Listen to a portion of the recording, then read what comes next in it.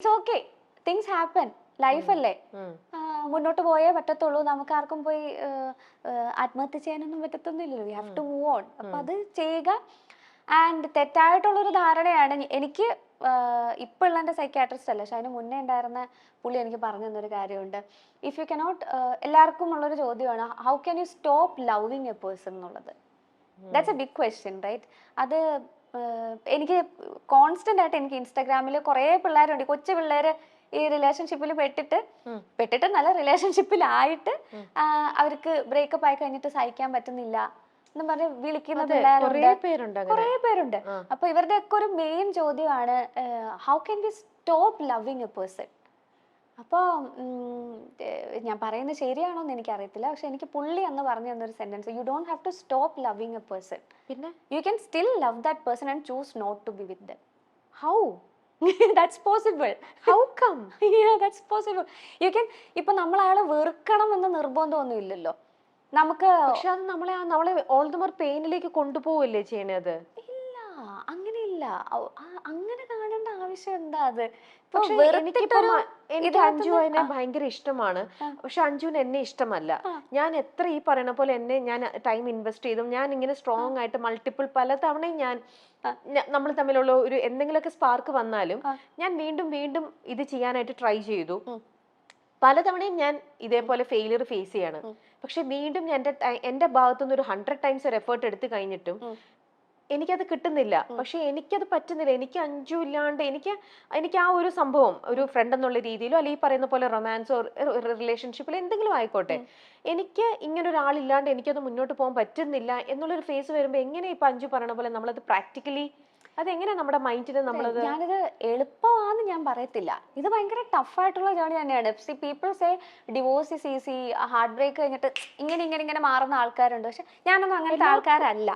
പക്ഷെ അതുകൊണ്ട് തന്നെയാണ് it took me so much time to realise this, you can still love that person. കാരണം വെറുത്തിട്ട് നമ്മൾ ഡിവോഴ്സ് ചെയ്യണമെന്നോ വെറുത്തിട്ട് ഒരു ബ്രേക്കപ്പ് ആക്കണമെന്ന് നിർബന്ധമൊന്നുമില്ല. ചിലർക്ക് you can still love that person, പക്ഷെ change the way you love him. You can still miss that person. It's okay to miss that person. കാരണം നമ്മൾ മേ ബി ഒരു 7 വർഷത്തെ റിലേഷൻഷിപ്പ് ആയിരിക്കാം, 8 വർഷത്തെ റിലേഷൻഷിപ്പ് ആയിരിക്കാം. It's okay to miss them, it's okay to, it's very normal. But you can choose not to be with dum.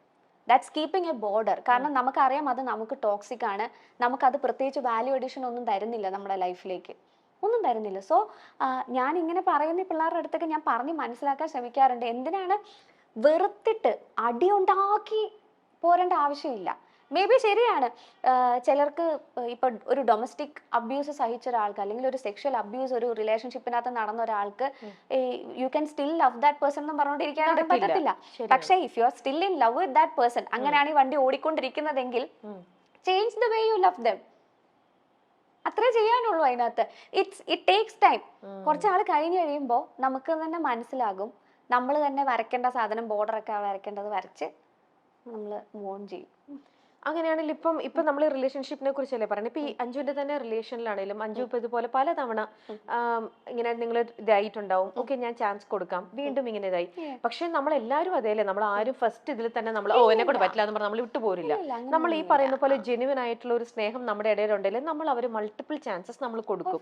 പലതവണയും കൊടുത്തിട്ടും നമുക്ക് നമ്മളൊരു ലൂപ്പ് ക്രിയേറ്റ് ചെയ്യാണ്.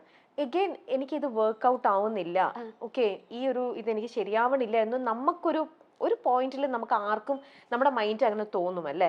അങ്ങനെ അഞ്ജുവിന് തോന്നിയിട്ട് അഞ്ജു തന്നെയാണോ ഇനി ഇത് വേണ്ട എന്നും പറഞ്ഞ് അത് ബ്രേക്കപ്പ് ചെയ്ത് പോണ ആണോ? എക്സാക്ട്ലി. കാരണം നമുക്കിത് ആരെങ്കിലും ഒരാൾ ആ മൂവ് എടുത്തല്ലേ പറ്റത്തുള്ളൂ അതിനകത്ത്. പക്ഷെ അവിടെ നമ്മുടെ നമ്മുടെ ആംഗിളിലും നമ്മുടെ ഇതിലല്ലേ നമ്മൾ തിങ്ക് ചെയ്യണത്. അപ്പൊ ഞാൻ കാൽക്കുലേറ്റ് ചെയ്തതോ അല്ലെങ്കിൽ ഞാൻ തിങ്ക് ചെയ്യണതോ ശരിയാണോ? ഞാൻ ഈ വിചാരിക്കുന്ന പോലെ തന്നെ ആയിരിക്കുമോ ചിലപ്പോൾ ഫാക്ടർ എനിക്ക് തെറ്റിയതായിരിക്കുമോ? അങ്ങനെ ഒരു പ്രാവശ്യം കൂടെ എന്നാ ചാൻസ് കൊടുക്കണം. ഞാനൊരു പക്ഷെ ഞാൻ ആലോചിക്കുന്നതിന്റെ കുഴപ്പമാണോ, ഞാൻ ഇങ്ങനെ മാറാം, എന്റെ തോട്ടിന്റെ കുഴപ്പമായിരിക്കും. അങ്ങനെ പ്രത്യേകിച്ചും ഇങ്ങനെ നമുക്കിപ്പോ ആങ്സൈറ്റി ഉണ്ടല്ലോ അഞ്ജുവിനെ സംബന്ധിച്ച്. അപ്പം ഞാനിങ്ങനെ ടൂ മച്ച് ആങ്ഷ്യസ് ആണ് എല്ലാ കാര്യത്തിലും. അപ്പൊ ഒരു പക്ഷെ എനിക്ക് റോങ് ആവാലോ. അപ്പം ഞാൻ ഈ ട്രാക്ക് മാറ്റി പിടിച്ചാൽ ചിലപ്പോൾ ഇത് സ്മൂത്ത് ആയി പോയാലോ. അങ്ങനെ ഒരു അങ്ങനെ ചിന്തിച്ചിട്ടുണ്ടോ? ഇതിന്റെ ഒരു വിഷയം ഈ സംഭവത്തിന് എനിക്ക് ഉത്തരം പറയാൻ പറ്റാത്തതിന്റെ ഒരു കാരണം എന്ന് വെച്ചാൽ എനിക്ക് ആ റിലേഷൻഷിപ്പ് ബ്രേക്ക് ആയതിന്റെ കാരണം എനിക്ക് പറയാൻ പറ്റത്തില്ല.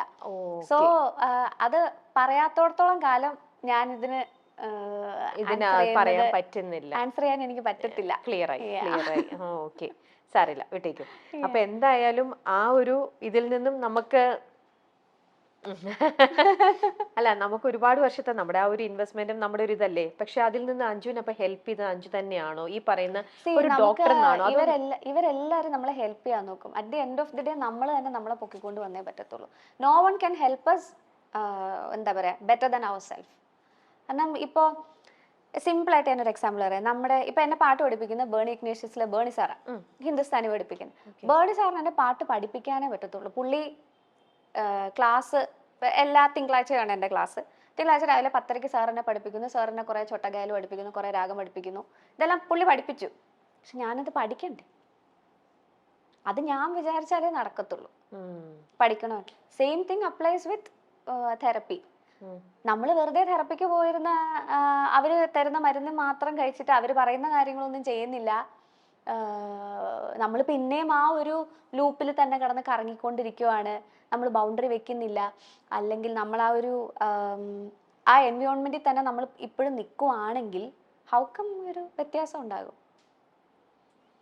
സോ അത്